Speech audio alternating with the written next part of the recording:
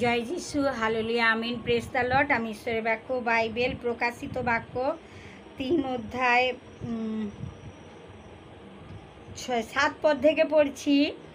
যিনি পবিত্র, যিনি সত্যময়, যিনি দাউদের চাবি ধারণ করেন, যিনি খুলিলে কেহ রুদ্ধ করে না ও রুদ্ধ করিলে কেহ খুলে না, তিনি এই কথা কহেন, আমি জানি তোমার কার্য সকল। দেখো, আমি তোমার সম্মুখে এক খোলা দ্বার রাখিলাম, তাহা রুদ্ধ করিতে কাহারও সাধ্য নাই।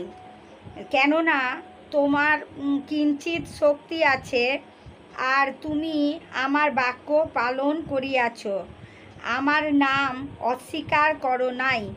দেখো, শয়তানের সমাজে যে লোকেরা আপনাদিগকে যিহুদি বলিলেও যিহুদি